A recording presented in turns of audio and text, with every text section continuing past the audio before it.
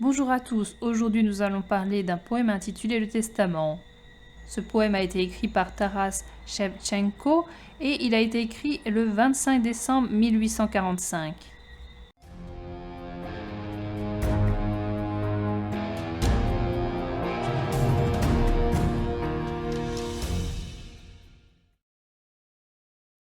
Quand je mourrai, enterrez-moi dans une tombe au milieu de la steppe, de ma chère Ukraine, de façon que je puisse voir l'étendue des champs, le Dniepr et ses rochers, que je puisse entendre son mugissement puissant.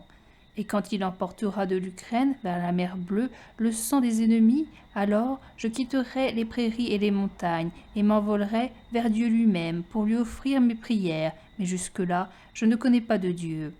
Enterrez-moi, et debout, brisez vos fers et arrosez du sang impur des ennemis la liberté. Puis, dans la grande famille, la famille nouvelle et libre, n'oubliez pas d'accorder à ma mémoire une bonne parole. Dans la première strophe, le poète donne des indications sur la manière dont il voudrait être enterré.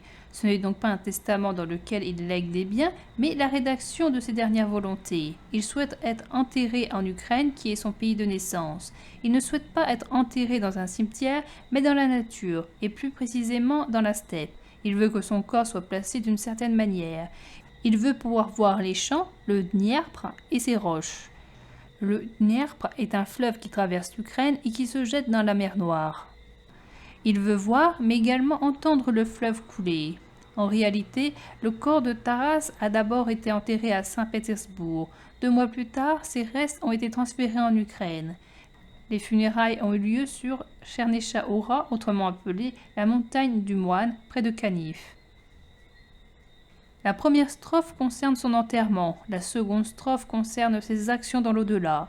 Son âme ne pourra aller vers Dieu que lorsque les ennemis seront morts. Cette mort est imagée par le sang transporté par le fleuve qui ira se jeter dans la mer. Autrement dit, l'âme de Taras restera bloquée dans la terre tant que les ennemis ne seront pas vaincus. Il ne pourra pas accéder à la paix éternelle. À la date de l'écriture de ce poème, c'est-à-dire en 1845, l'Ukraine était sous le joug de l'Empire russe. Le poète a fait partie de la fraternité Saint-Cyril et Méthode. Il s'agissait d'un cercle politique clandestin qui existait en Ukraine entre décembre 1845 et mars 1847 et qui avait pour but la libéralisation du système politique et social de l'Empire russe. La troisième strophe est une invitation à se battre. Ceci est montré par plusieurs points d'interrogation et par des verbes mis à l'impératif. C'est un appel à la libération avec les mots « brisez vos fers ». C'est aussi un appel à se battre avec les mots « arroser du sang ».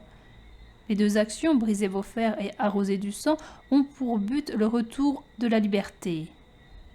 Suite à cette révolte, le pays connaîtra un monde nouveau. Dans celui-ci, il y aura de la solidarité, comme cela est montré avec l'utilisation 2 fois du mot « famille ». Ce monde connaîtra également une émancipation grâce aux mots « liberté » et « libre ». Dans les 2 derniers vers, le poète recommande de ne pas l'oublier et de parler de lui en bien.